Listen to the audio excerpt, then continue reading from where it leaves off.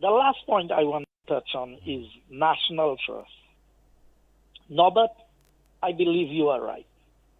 I believe if I heard the two gentlemen who called, and they were saying, you can buy a house, you can own it, but there's a deed of covenant that if you agree that these are the terms on which I am selling to you, but I'm selling to you with preconditions that you are going to maintain a certain status. You have to keep the house painted a certain color. You have to do this, you have to do that. Now, if you are in breach of this, then the persons who are the trustees should be able to take some form of action against you because you are in breach. Because it's not because you buy something. So let's take a BMW as an example. If you buy a BMW in the US or Mercedes-Benz and it has a breakdown, you cannot tow that vehicle. You cannot go and tie a rope to that vehicle and tow it anywhere. You cannot repair it in certain garages. You have to go to certified places.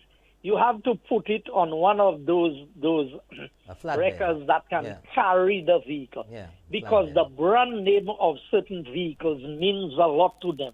So they don't want the vehicle by the roadside with the bonnet open. So for now, because two lawyers came and two lawyers said that, the most confusion in this country is caused by lawyers. Two lawyers go to court on the same matter, each one of them arguing from a different standpoint. So because two lawyers came on a program and said that's what it is, that settles the matter, so then we don't need judges in this country. We don't need the court. We can just go to the lawyers and tell the lawyers, whatever your verdict is, then that's what it is. But the lawyers can have their point of argument. But their point of that's why I maintain that St. Lucia should retain the Privy Council. Look at how many bad judgments we've had in this region that have had to be overturned by the Privy Council.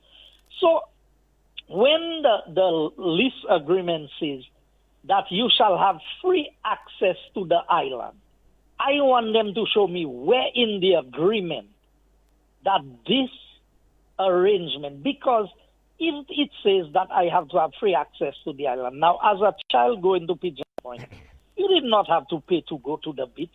Before the fence, when I used to go to Sunday school outings, we always used to go there. We never had to pay because the wall was there, but there was no fence. That's right. The fence going into the ocean with the boulder packing was not there.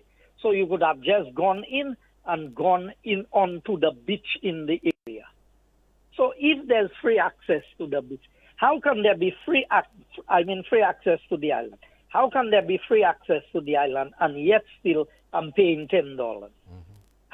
How I want the lawyers to come and explain to me that if they are saying that this lease agreement has no more bearing, there's nothing that does not exist, then I can get rid of the trust. What they are saying. Then in essence, that means, in essence, it also means that the trust cannot pick and choose what parts of the lease that it abides by. Either you abide by all or you abide by none. And if you abide by none, it means you have no lease. It means that you have no connection with Pigeon Point. Plain and simple. So because in the lease agreement with the trust, what governs the actions of the trust at Pigeon Point? The government, as the leaser, is leasing to the National Trust. What are the laws that governs that particular lease with the National Trust? Isn't it the lease that was there from Rodney Bay? That's right. That's Limited. Right. So you're going to tell your landlord, man, I don't have to abide by these conditions anymore. Because it means that even if they are saying that when they handed it over to the government of St. Lucia, it was on condition. The lease no longer existed. But the government imported the lease and brought the lease into effect and said to the National Trust, that is what you are going to be governed by. That's right. And both parties accepted that. So it automatic. It's no longer the list of Rodney Bale Limited. It is because the government accepted it. It became the lease arrangement between the government of St. Lucia and the National Trust. Yes. So I don't see, I mean, the lawyers can have their own point of view because I listen to them. Both of them argue on the same law and they have completely different points of view. That's why they end up in court. So you see where you are on this. I want somebody to read what you have read there and show me where you are wrong in what you have said. You see these technicalities people always come with, and lawyers always get away on a technicality, not on right and wrong. It never gets to who was right and who was wrong. It's always a matter of technicality. That's what they get away on, Robert.